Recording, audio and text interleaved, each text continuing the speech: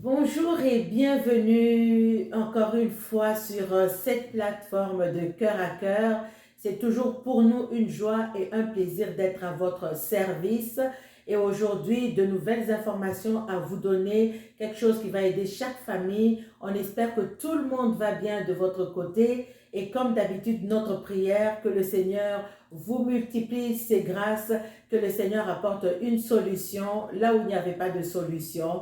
Et nous sommes confiants que le Dieu duquel tire son nom toutes les familles de la terre, il est celui-là qui a soin de toutes nos familles. Aujourd'hui, nous avons un thème très important à développer. Nous allons parler de comment faire la discipline de nos enfants, mais nous allons également voir ce soir comment est-ce qu'il faut demander pardon à l'enfant, et demander pardon à l'enfant est un signe de respect et d'amour. Nous en parlons après la pause avec notre invité, vous la connaissez aujourd'hui, l'évangéliste Dada Bakombo. Avant cela, partagez www.coeuraccoeurcentre.org, info@commercial-coeuraccoeurcentre.org pour nous écrire et visiter notre page Facebook, YouTube, partagez avec les familles et nous vous disons à tantôt.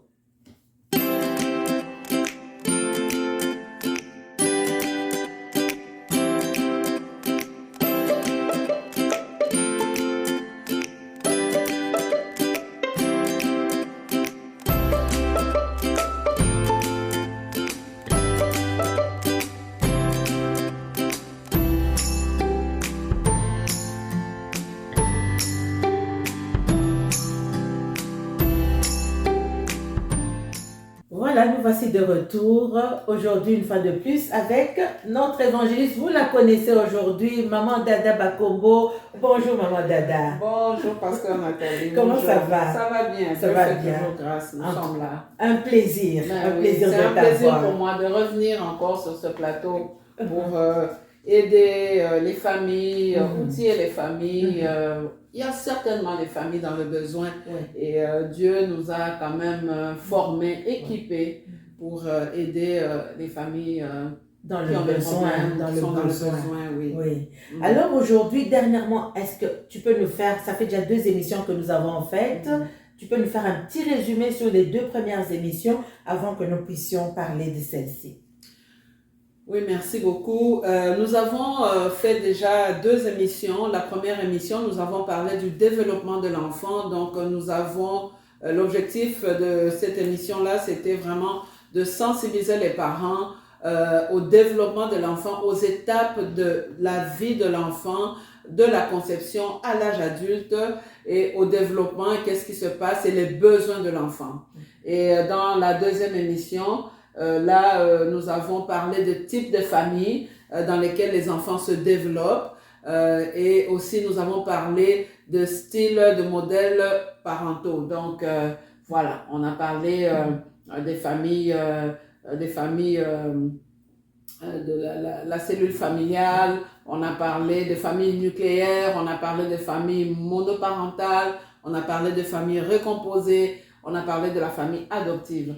Et puis, on a parlé aussi des styles parentaux, les parents avec un style démocratique, le style désengagé, autoritaire, le style permissif. Voilà, donc on a parlé de ça et puis les effets sur les enfants.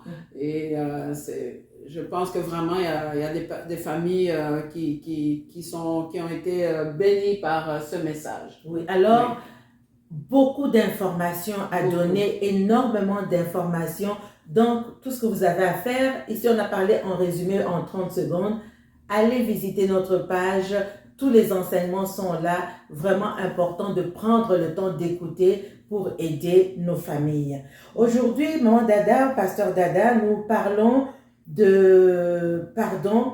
également de comment faire la discipline avec nos enfants. Éphésiens 6:4, je voudrais le côté, qui dit ceci: et vous, pères, n'irritez pas vos enfants, mais élevez-les en les corrigeant et en les instruisant selon le Seigneur. Vous voyez que la discipline ici dont on parle, Elle a le but d'élever l'enfant. Elle a le but de le corriger en les instruisant selon le Seigneur. Donc le but est toujours d'amener l'enfant du bas vers le haut. Oui. Alors aujourd'hui, pour commencer, avant de parler de pardon, nous allons déjà voir comment faire la discipline des enfants. Et Pasteur Dada, évangéliste Dada. Merci beaucoup, Pasteur Nathalie.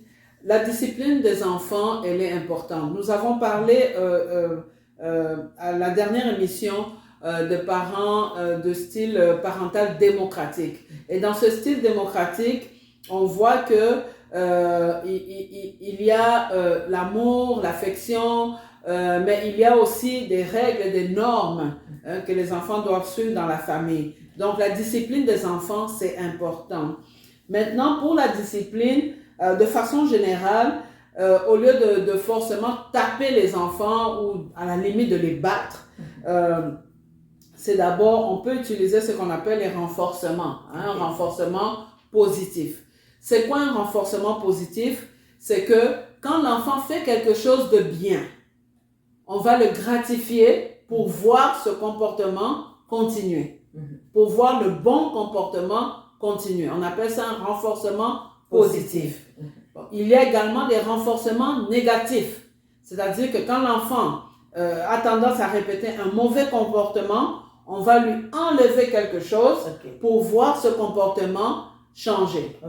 Okay? Donc, c'est ça, en fait, au départ, en gros, c'est ça. Maintenant, ce que les parents doivent comprendre, c'est que la punition doit être égale à la faute commise. Parce que parfois, c'est exagéré ou bien parfois, c'est vraiment exagéré. Et quand les enfants disent « c'est pas juste », ils n'ont pas toujours tort. Est-ce que tu peux nous donner un exemple quand on dit que la punition doit être égale à la faute commise? C'est-à-dire quoi? Bon, un exemple. Par exemple, on a un enfant, on va dire tout petit, je vais donner un âge comme ça, 4 ans, 5 ans, qui prend ses jouets et les lance. Il lance les jouets. On dit non, arrête ça. Si tu n'arrêtes pas, on va confisquer tes jouets. Il les lance parce qu'il est fâché, mais il aime en même temps ses jouets. Donc, qu'est-ce qu'on fait? On fait un renforcement négatif. On va lui enlever, on retire le jouet pour que ce comportement-là puisse changer. Donc, ça fait mal. Donc, il faut retirer à la faute commise, il faut donner une punition égale. On a notre adolescent. L'adolescent sort, revient, on lui dit par exemple, tu reviens à 16 heures. Et l'adolescent revient plus tard. On l'avertit 1 fois, 2 fois, 3 fois. Et là, la punition égale à la faute commise, c'est il ne va pas sortir pendant un temps qu'on va, on va décider. Mais on ne peut pas lui dire, tu ne sors pas. On t'enlève ton téléphone. On enlève, tu restes dans ta chambre. Pas punition. Et puis, tu ne viens pas manger. Oui. Et puis, Dieu, non, mon Dieu. Le crucifier, là. Non, mais vraiment, et quand l'enfant dit, ben, c'est pas juste, vraiment, l'enfant a raison. Parce que la punition n'est pas égale à la faute commise, elle est exagérée. Donc, on ne peut pas punir un enfant triplement, quadruplement. On doit punir l'enfant selon la faute commise. Et quand un parent dit à l'enfant que si tu fais telle chose, je vais te punir, la punition doit suivre après la faute commise. Parce que sinon, l'autorité parentale diminue. C'est ça, sinon l'enfant va croire que c'est un jeu. S'il n'a pas la punition, il va penser que c'est un jeu, il va répéter la même chose. Il va répéter la même chose. Oui. Et puis, il y a aussi les enfants qui manipulent, c'est-à-dire, ils sont déjà habitués à une certaine punition. Vous allez voir parfois un enfant qui fait une faute, peu importe l'âge, hein, il va faire une faute, lui-même, il va aller s'enfermer dans la chambre. Parce qu'il s'attend déjà à ça. Ça veut dire que ça ne fait plus rien. Ça ne fait plus rien. Oui. Ça ne lui fait plus rien. Alors, il faut changer de tactique. Il faut aller lui enlever, faire autre chose. Oui. Et aussi, quand un parent punit l'enfant de façon exagérée, la réaction de l'autre parent ne doit pas se faire devant l'enfant. Il faut garder l'intégrité de l'autorité parentale de l'autre parent, à moins que vraiment la vie de l'enfant soit en danger, il faut réagir tout de suite. Mais sinon, de façon exagérée, comme je viens de dire, on donne 4-5 punitions pour une faute commise, par exemple. Donc, c'est de prendre le parent, pas devant l'enfant, de le reprendre, mais à côté ou dans la chambre, lui dire, ben, écoute, tu as un peu exagéré, tu as donné une punition excessive à l'enfant, alors il ne faut pas dénigrer ou diminuer l'autorité du parent devant l'enfant. Donc, il faut communiquer dans le couple à côté, pas devant l'enfant. Donc, devant l'enfant, le parent qui a pris la décision, l'autre parent doit s'allier, s'accorder avec l'autre parent pour garder la même punition. Quitte à ce qu'ils s'arrangent dans la chambre, c'est correct, mais devant l'enfant, ils doivent garder la même position. Ben, en fait, devant l'enfant, parce que le parent qui a puni l'enfant, c'est son devoir de venir enlever la punition ou réduire la punition. Ou donner la punition égale ou équitable à la faute commise. Donc, ce n'est pas à l'autre parent de le faire, parce que sinon, l'enfant intègre dans sa tête que c'est maman qui m'aime plus ou que c'est papa qui m'aime plus. Exactement. Donc, il ne faut pas mettre les enfants dans des conflits comme ça, des petits conflits de loyauté des fois qui font que la maman va punir un peu plus, le papa vient, sort l'enfant de la chambre devant la maman et la maman perd l'autorité devant le papa ou vice versa. Donc, il faut faire très attention à ça, de ne pas diminuer en fait l'autorité de l'autre parent devant les enfants. Et comme je disais tantôt, c'est important de punir l'enfant quand il a été averti pour garder son autorité parentale. Et punir l'enfant avec justice pour la faute commise seulement. La punition doit correspondre à la faute commise. Ça, c'est important. Oui, c'est très, très important. Sinon, on enferme l'enfant. Et puis lui expliquer. Ça, j'allais oublier d'expliquer à l'enfant.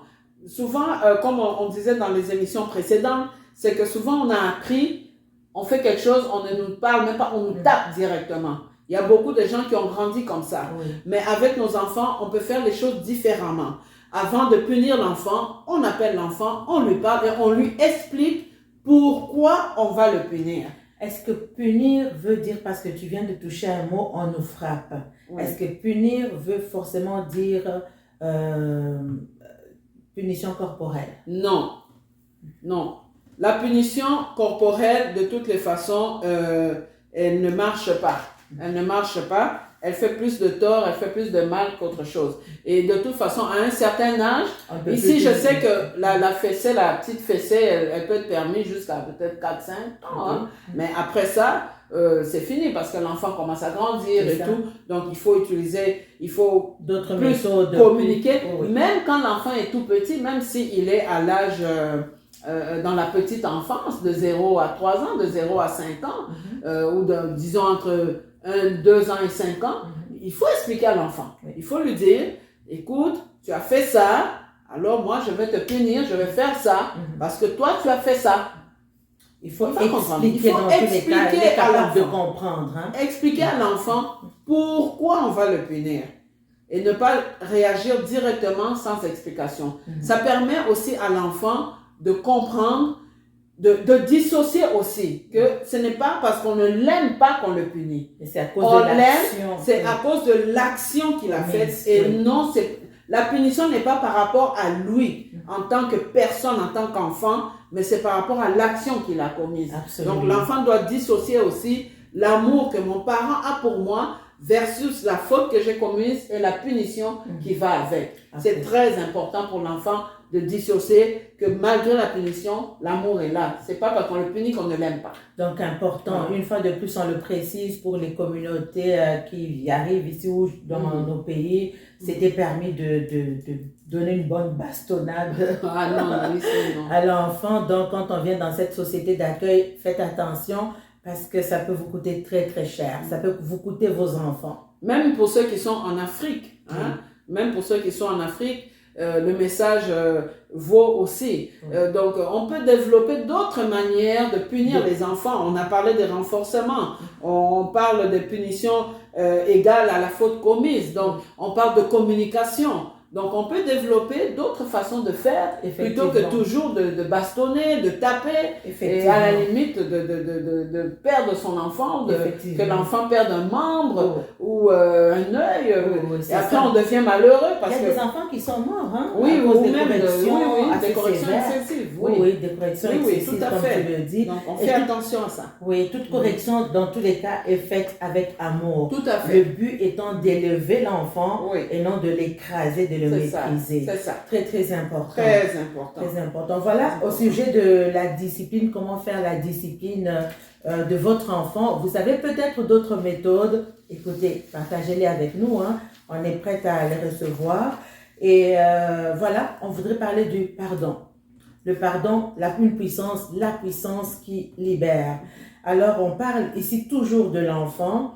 Alors, si je puis aller dans l'Écriture, dans 1 Pierre 2, le verset 17, qui nous dit « Honorez tout le monde, aimez les frères, craignez Dieu, honorez le roi. » Honorer tout le monde, ça veut dire enfant est compris dans ce tout le monde.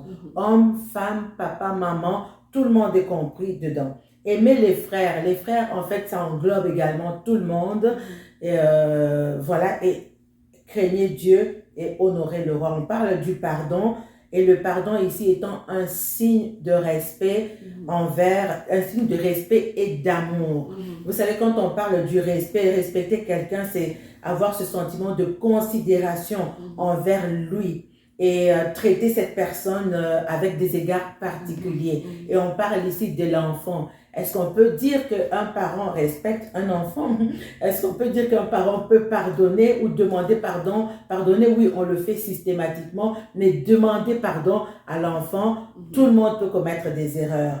Évangéliste Dada, demander pardon à l'enfant, un signe de respect et d'amour. Est-ce qu'on peut demander pardon à son enfant? Oui, on doit demander pardon à son enfant. On doit demander pardon à son enfant parce que nous ne devons pas oublier qu'en tant qu'être humain, nous avons besoin d'entendre des excuses de la part des personnes qui nous ont fait du mal, qui nous ont blessés ou qui nous ont offensés. Et ça nous amène un soulagement, ça nous permet de tourner la page, ça nous permet d'aller de l'avant. La Bible dit que le pardon est une puissance qui libère. Voilà, justement. Donc, ça nous donne aussi ce sentiment que notre blessure est reconnue et que l'autre personne regrette son geste, ses paroles et son comportement. Absolument. Donc ça, c'est important. Et pour l'enfant, c'est exactement la même chose. N'oublions pas que l'enfant est un être humain à part entière. Donc, avec des émotions, avec une âme, un corps, un esprit. Donc, c'est un être humain à part entière. Donc, il a besoin qu'on lui demande pardon pour ressentir ce respect et l'amour que nous lui portons. Ça, c'est très important d'apprendre vraiment, de développer cela, demander pardon à nos enfants. Oui. Et surtout qu'on parle que l'enfant est en développement. Donc, installer cette base-là est très, très importante dans sa vie. Est-ce que, parce que plusieurs parents, automatiquement, le parent va pardonner à son enfant. C'est comme naturel. Il va pardonner à son enfant. Mais demander pardon à l'enfant, plusieurs trouvent que c'est compliqué. Plusieurs pensent même qu'ils perdent leur autorité en allant vers l'enfant. Est-ce perdre de l'autorité que demander pardon à son enfant? Mais il est vrai qu'en tant que parent, on peut avoir l'impression qu'en reconnaissant nos torts devant notre enfant et tout, on risque vraiment de perdre notre autorité ou notre crédibilité ou que nos enfants ne vont plus jamais nous regarder, nous voir de la même façon. Mais parce qu'on reflète la perfection pour eux. Oui, c'est ce qu'on pense en fait. On a vu déjà qu'à l'adolescence, dans le développement de l'enfant, à l'adolescence, on n'est plus l'idéal des enfants. Donc, c'est ça. Mais c'est le contraire qui se produit. Donc, demander pardon à son enfant n'enlève en rien, ne change en rien son autorité. Et ça ne diminue pas du tout la grandeur du parent. Ce que vous êtes pour l'enfant, et ce que vous êtes aux yeux de votre enfant. Vous êtes toujours son père, vous êtes toujours sa mère. L'enfant sait que vous l'aimez et c'est ça. Donc, s'excuser même, demander pardon à son enfant, c'est reconnaître que nous aussi, en tant que parents, nous sommes humains. Exactement. Nous sommes humains et que nous pouvons avoir aussi des phases un peu plus difficiles dans notre vie et qu'on peut aussi commettre des erreurs. Donc, on n'est pas nécessaire, on n'est pas parfait. Exact. On n'est pas parfait. Donc, mais c'est vraiment d'abord reconnaître que notre enfant est une personne à part entière, comme on le disait, et un être humain aimé et respecté. Donc, c'est vraiment ça. C'est un principe qui est vraiment tout aussi important que prendre soin de l'enfant, le nourrir, le vêtir, lui donner l'amour, et tout ça. Donc, c'est très important. C'est très important. Alors, donc, nous sommes juste humains. Nous commettons des erreurs et nous devons apprendre à assumer nos erreurs. Tout à fait. C'est humain, c'est juste humain. Hein. Même Jésus qui a connu notre humanité, il connaît notre humanité, il a traversé par là. Donc, il comprend que nous puissions commettre des erreurs. Et le problème se situe au niveau d'assumer. Pourquoi est-ce qu'on n'arrive pas à assumer nos erreurs? Ben, souvent, devant les enfants, parce qu'on parle ici des enfants, plusieurs parents n'arrivent pas ou ne veulent pas assumer l'erreur parce que il y a quelque part un manque d'humilité, puis il y a aussi la fierté du fait qu'on est parent, puis il y a aussi la question ils pensent à tort qu'ils vont garder leur autorité sur l'enfant. Puis des fois, ils vont banaliser, ils vont minimiser. Ah, toi aussi, j'ai seulement dit ça. Non, l'enfant, de l'orgueil quelque part. Il y a de l'orgueil. Donc l'enfant a été blessé et il nous faut assumer, il nous faut reconnaître l'erreur qui a été faite. Et rapidement. Et très rapidement. Pour permettre la guérison de l'enfant. Sinon, on le garde dans une prison. C'est ça. C'est très, très important. Rapidement. D'ailleurs, la Bible elle-même nous dit que ne te couche pas sous la colère, ne te couche pas. Il faut régler les choses avant que le soleil ne se couche. Alors, dans les émissions précédentes, on parle ici d'assumer des erreurs. Donc, en tant que parents, nous commettons des erreurs. Et l'une des erreurs que nous commettons, on parlait dans les émissions précédentes, évangéliste Dada, de cette étape de développement où l'enfant s'identifie à l'un ou à l'autre des parents.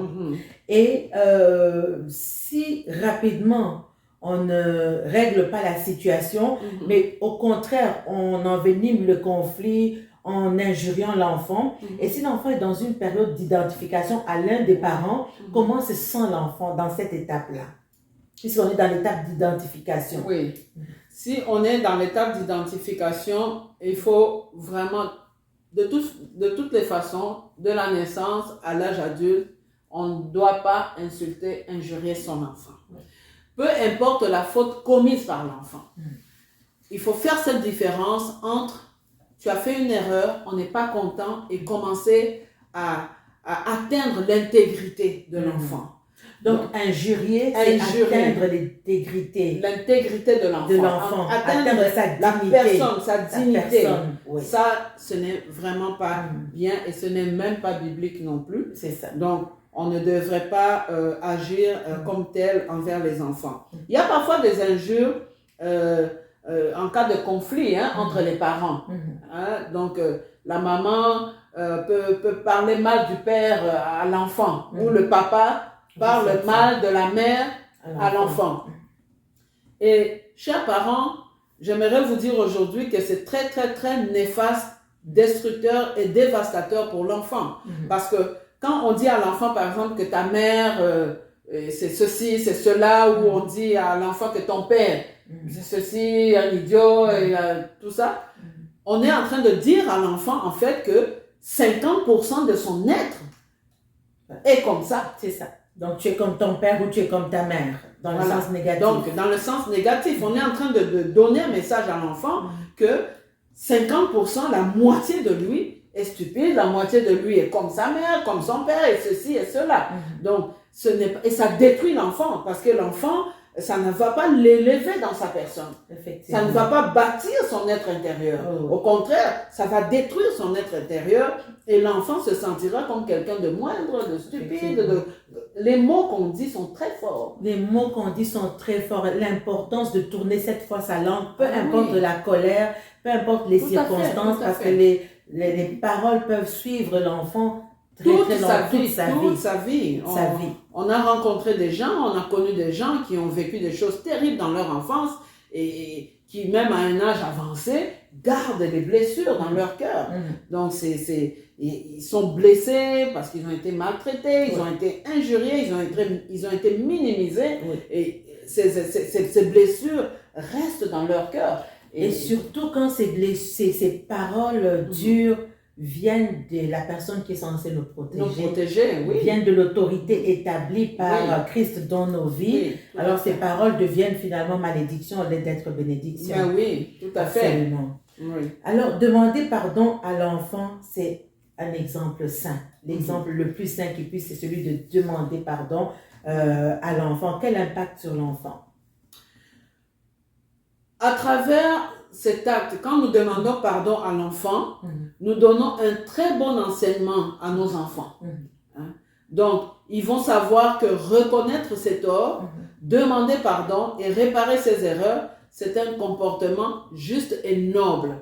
Donc, nous servons d'exemple. Nous avons parlé dans l'émission précédente que les enfants ont besoin de repères, de bons modèles. Et demander pardon à son enfant, c'est faire exemple d'être un bon modèle pour l'enfant. C'est faire exemple d'avoir un comportement juste et noble. L'enfant apprend, parce que les enfants sont en phase d'apprentissage. Donc, ils vont apprendre que, mais tiens, donc c'est comme ça qu'on agit quand on fait une erreur. Et voilà, vous apprenez cela à l'enfant. Et les simples mots n'ont pas toujours le même impact que nos actes. Parce que l'exemple marque plus les enfants que les beaux discours. Donc les enfants, on disait dans le développement, ils vont plus apprendre par les gestes, les actes que nous posons, plutôt que par ce que nous disons. Donc l'enfant qui voit son père arriver, le prendre dans ses bras, demander pardon. Écoute, hier je t'ai offensé, je t'ai insulté, je te demande vraiment pardon et je promets de ne plus recommencer. Vraiment, je vous dis que ça touche l'enfant et c'est très réparateur, ça guérit l'âme de l'enfant. C'est très réparateur et éducateur. Et éducateur en même temps. Donc, le fait que l'adulte soit un exemple de pardon pour l'enfant, ça va donner une base pour une relation de confiance entre l'enfant et le parent. Parce que l'enfant, à son tour, pourra venir facilement demander pardon à son père. Il va comprendre en fait qu'on est humain. Papa est humain, je suis humain. Papa peut le comprendre, je peux le comprendre aussi. Donc, ça établit cette base de confiance. C'est quelque chose de très, très important. Donc si on respecte l'enfant aussi va nous respecter en retour parce que c'est nous qui donnons l'exemple. C'est nous qui sommes les modèles. C'est nous qui sommes les références, les premières références pour nos enfants. Donc, si nous respectons l'enfant, il va le faire en retour pour nous. Donc, demandons pardon à nos enfants. Et en retour aussi, nous allons voir qu'ils vont le faire également. Il y a des fruits. Même auprès de leurs amis aussi, les enfants vont répéter ce qu'ils vont nous voir faire. Mais imagine-toi une société comme ça, parce que tout part de la famille. J'aime bien ça. Tout part de la famille. Si dans notre famille, on est capable d'exercer le pardon, de le montrer, nos enfants iront à l'extérieur, ils vont le manifester chez leurs amis, leurs enfants vont le manifester dans la maison, ainsi de suite. Il y aura la société sera en paix. C'est ça, incroyable. Mais c'est ça. Alors, voilà, on peut commettre et on commet des erreurs, il faut les assumer. Et comment les assumer? Il faut faire le pas d'aller vers l'enfant et de demander pardon. Comment demander? Parce que plusieurs parents vont faire, et oui, il sait qu'il a fait quelque chose, et comment je vais faire pour demander pardon à mon enfant? Je suis quand même le parent, mais comment je vais faire? Quelle est la démarche? Comment est-ce qu'on le fait? Tout d'abord, il faut dire à l'enfant que on regrette l'acte qu'on a commis et en formulant des excuses sincères et profondes. L'enfant doit voir que le parent est sincère et profond. Alors, l'intention, l'amour et le respect compte dans ce cas ici. Parce L'intention. que l'enfant peut le voir Oui. si tu es sincère ou Oui, pas. oui, les enfants sont très sensibles aux choses émotionnelles. Donc, et il est important pour le parent de ne pas se justifier.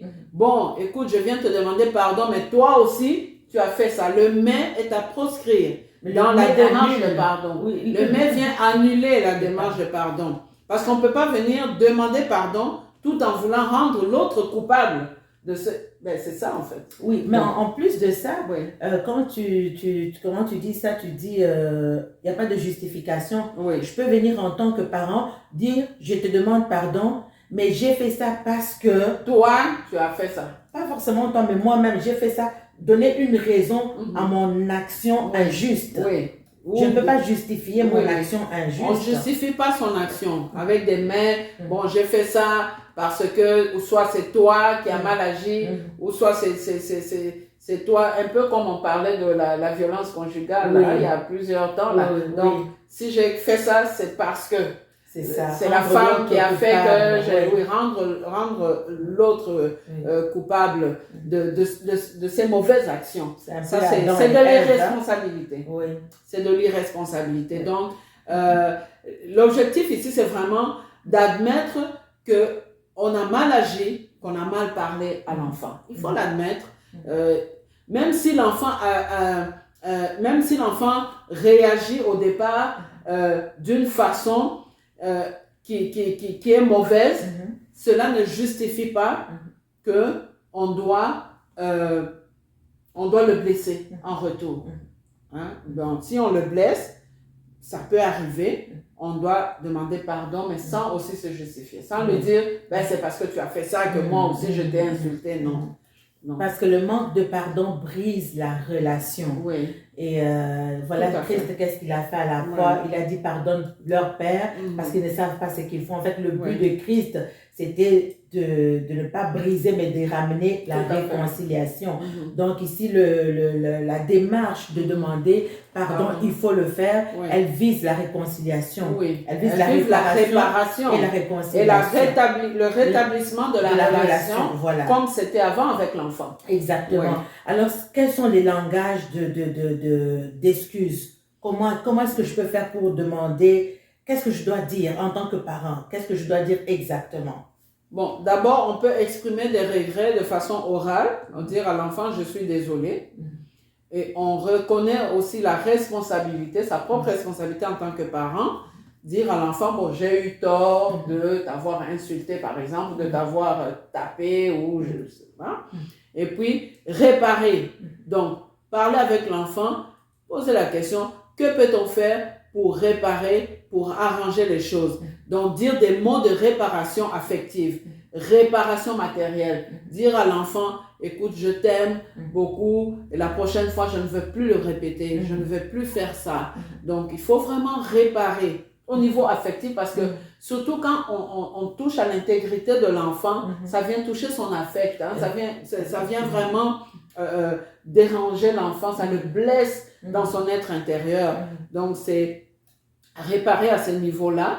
Et puis, s'engager à changer et à ne pas recommencer. Ça, c'est important de prendre cet engagement-là auprès de l'enfant, de dire, ben écoute, je vais changer et je ne vais plus recommencer cet acte, je ne veux plus recommencer des injures, c'est la dernière fois. Et par la suite, ben, demander pardon, dire à l'enfant, je te demande pardon, et lui demander, acceptes-tu mon pardon? Acceptes-tu de me pardonner? Voilà. Alors, très important, hein? Vous avez peut-être d'autres astuces, comme nous le disons souvent. Vous avez des astuces, comment est-ce que vous vous y prenez? Quelles sont les difficultés? Qu'est-ce qui vous empêche à aller vers votre enfant? Vous pouvez également le partager avec nous. Il y a des offenses parfois qui sont très graves et qu'il y a des gens qui disent « je ne peux vraiment pas pardonner ». J'ai reçu une fois, juste en témoignage, ici sur ce plateau, une enfant de Dieu, une servante de Dieu. Il y a eu un drame familial dans sa famille. Un de ses fils a tué un autre de ses fils. Alors, quel drame, n'est-ce pas, dans la maison? Quelle offense! Parlant du pardon, je voudrais juste parler du pardon. Elle me parlait de cet appel au pardon qu'elle ne pourrait pas changer, même si même si la justice avait pris une autre décision pour son enfant, mais elle ne pourrait pas revenir sur ce pardon. Le pardon était tellement réparateur dans le cas de son enfant. Et il faut comprendre ici que accorder le pardon ou demander pardon est très, très réparateur. Quelle que soit la grandeur de l'offense, ça passe par l'offense. En fait, le pardon est la réponse à l'offense. Nous devons admettre que nous pouvons offenser nos enfants, tout comme ils peuvent nous offenser. Mais dans tous les cas, la solution passe par le pardon. Et notre exemple parfait, c'est Christ. Hein? Tout à fait. C'est Christ. Alors, voilà, sur le pardon, beaucoup de choses à dire sur le pardon. Est-ce que tu as un mot aujourd'hui, un conseil pour les familles, ceux qui nous regardent? Il y a beaucoup de déchirements. Parfois, il y a les enfants qui ont même quitté la maison et qui ne veulent pas revenir à la maison. Le parent a offensé, le parent a suffisamment d'orgueil pour dire je n'irai pas rechercher mon enfant, je n'irai pas vers lui. Qu'est-ce qu'on peut leur donner comme conseil aujourd'hui? Cet enfant qui est parti, qui est parti parce qu'il est frustré, il est peiné, il est massacré en dedans de lui. Qu'est-ce qu'on peut donner comme conseil aujourd'hui aux familles qui nous écoutent? Ben, si nous aimons vraiment nos enfants d'une manière inconditionnelle, et je sais que papa, maman, vous aimez vos enfants d'une manière inconditionnelle, nous devons aussi les respecter. Ça, c'est important.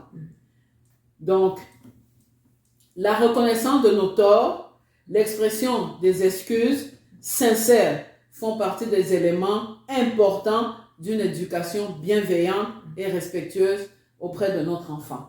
Donc, c'est vraiment important de pouvoir reconnaître ces torts et ça montre aussi que les adultes aussi sont imparfaits. Exactement. Parce que nous sommes imparfaits et non seulement ils sont imparfaits en tant qu'adultes, ils sont humains, ils sont sensibles. C'est de reconnaître aussi que nos enfants ont le droit d'être humains, imparfaits et sensibles, eux aussi, à leur tour. Donc, c'est ce que je peux dire. Et la Bible nous recommande vraiment de pardonner sincèrement. Et nous devons pardonner à nos enfants comme Dieu nous pardonne aussi. Pardonne-nous nos offenses comme nous pardonnons à ceux qui nous ont offensés. On finira aujourd'hui avec ce verset de Éphésiens 4, 32 qui nous dit ceci: soyez bons et compréhensifs les uns envers les autres. Les uns envers les autres, la famille est inclue. Pardonnez-vous réciproquement comme Dieu vous a pardonné en Christ. Voilà, nous allons vous laisser sur cette parole. Soyez bons les uns envers les autres, compréhensifs. Il faut qu'on soit capable de nous comprendre. Les parents comprennent les enfants comprennent les parents. Pardonnez-vous réciproquement comme Dieu vous a pardonné en Christ. Nous vous laissons aujourd'hui avec ce baume, cette parole qui est un baume de guérison, que vraiment Dieu guérisse les cœurs, que Dieu guérisse les cœurs, les cœurs brisés, l'onction d'Ésaïe 61, on peut le voir ici, Ésaïe 61, l'Esprit de Dieu est sur moi, car il m'a oint pour annoncer la bonne nouvelle. Cette bonne nouvelle consiste à guérir les cœurs brisés. Évangéliste Dada, on ne peut pas finir cette série sans prier pour les familles. Je vais te laisser, puisque tu es là sur le plateau. On veut prier pour les enfants qui sont... finalement, il y a deux victimes. Les parents ont besoin de ressources, les enfants ont besoin de ressources. On voudrait vraiment prier que le Seigneur amène ce baume de guérison sur les enfants, puisque l'esprit d'Élie consistait à ramener les cœurs des pères vers les enfants et les cœurs des enfants vers les pères. Vraiment que cette onction puisse couler, que le Seigneur amène la guérison dans les familles, dans les cœurs. Donc on va prendre le temps de prier. Là où vous êtes, on prend ce temps, on va prier ensemble avec vous, que le Seigneur apporte cette guérison sur chaque famille. Éternel, notre Dieu, notre Roi, nous venons, Seigneur, en ce moment. Père, nous venons remettre toutes les familles entre tes mains, Éternel, notre Dieu. Car ta parole nous dit que toutes les familles de la terre tirent leur nom de toi. Seigneur, nous venons remettre ces familles en difficulté. Ces familles où les enfants ne se développent pas bien, Seigneur. Seigneur, tu as voulu que les enfants viennent, naissent et se développent dans les familles, Éternel, notre Dieu. Merci, Seigneur, d'équiper les parents, Seigneur. Merci de leur donner tout ce qui est nécessaire afin qu'ils soient des bons parents, aimants, aidants, soutenants pour leurs enfants. Ô Éternel notre Dieu, nous savons que tu es là, Seigneur. Tu n'abandonnes pas tes enfants. Tu n'abandonnes pas les familles, Seigneur. Nous savons que tu es l'auteur de la famille, ô notre Dieu. Daigne jeter un regard favorable sur les familles, Seigneur, sur les enfants blessés, sur les parents eux-mêmes, à leur tour, qui ont été blessés dans leur enfance, Éternel notre Dieu, et qui blessent leurs enfants à leur tour, Seigneur. Ô Éternel, que cette chaîne, Seigneur, puisse s'arrêter dans le nom puissant de Jésus-Christ. Et que ce cycle s'arrête au nom de Jésus. Merci, Seigneur, parce que je sais que tu agis, Seigneur. Que le pardon règne dans les familles, Seigneur. Autant dans les couples, Éternel notre Dieu, que entre les parents et les enfants, Seigneur. Car c'est ta parole, Jésus. Ô Père de gloire, équipe tous les parents, Seigneur. Que là où il n'y a plus la paix, Seigneur Dieu, dans les familles, donne la paix, Seigneur.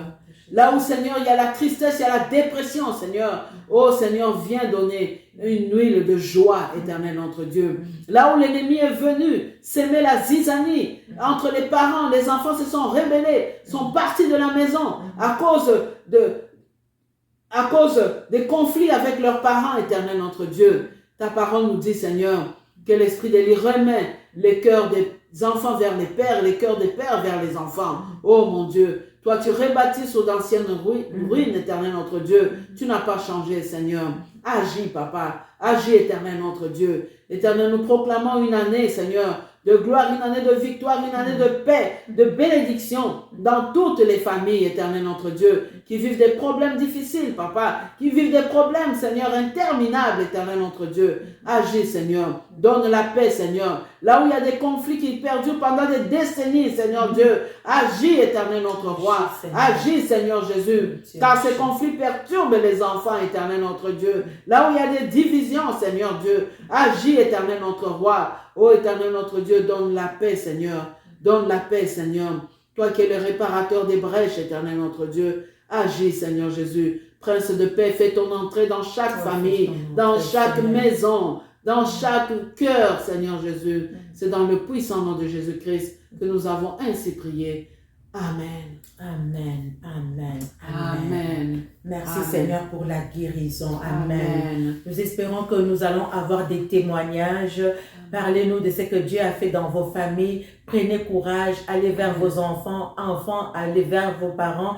Faites la paix. Réconciliez-vous. Alors, vraiment, nous attendons les témoignages de ce que Dieu aura fait dans vos vies. Vous avez besoin de parler. Vous avez un sujet de prière. Nos coordonnées défilent au bas de l'écran. Vous pouvez nous écrire en privé, info@coeurcentre.org. Vous pouvez également nous appeler directement 438, je répète, 990-9010. C'est un téléphone qui fonctionne également sur WhatsApp. Donc, parlez-nous, donnez-nous vos témoignages, donnez-nous vos astuces de réussite, racontez-nous vos victoires, comment est-ce que vous en êtes sortis. C'est vraiment bénéfique pour chacun de nous. Merci infiniment, évangéliste Dada, d'être avec nous. Et vraiment, on apprécie beaucoup des dons. Vous voyez, elle n'est pas seulement évangéliste, mais elle est également intervenante. C'est très important, toutes ces choses-là. Ça nous complète et puis ça nous permet d'avoir plus d'outils. Alors, encore merci de ta présence dans ce plateau. Que le Seigneur vous bénisse et à très bientôt pour une prochaine émission. À bientôt.